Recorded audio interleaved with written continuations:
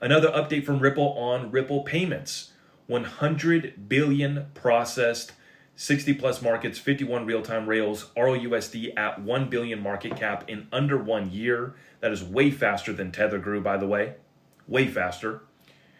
And Ripple Payments brings it all together. Fiat stablecoins, 75 plus licenses, so businesses can move money globally without the patchwork. I want folks to understand just how big of a milestone this is, reaching 100 billion processed in payments.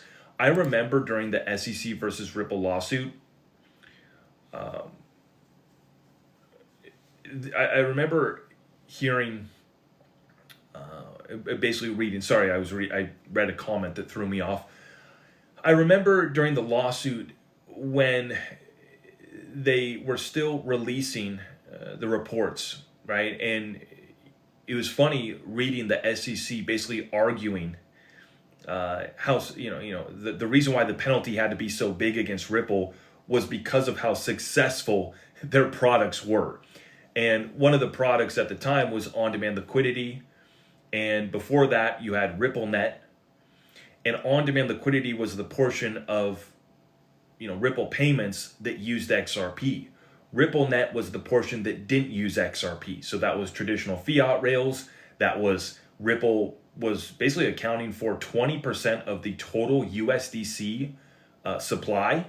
So Circle had only grown as big as it did, in large part because Ripple was using a lot of USDC. 20% of USDC was Ripple and Ripple payments.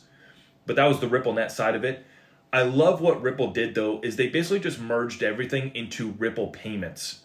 So when you see Ripple payments, just understand that not all of that uses XRP. But I remember at the time, back in 21, 22, when they were still putting out the market reports every quarter. And they stopped putting those out, not because they wanted to stop being as transparent as they were. They wanted to keep being transparent with the quarterly reports, but the SEC was using the quarterly reports against them, right? Ripple was saying, hey, here's how much we're selling, here's how much we're buying. And that was so great because we were able to dispel all of the XRP FUD, people saying that Ripple was dumping XRP.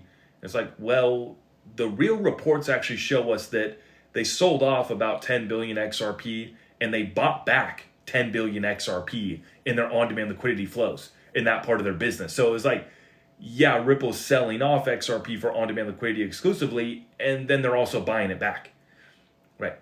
So essentially, this all stopped because the SEC was using that to attack Ripple, and now we don't get the quarterly reports, which is a real bummer.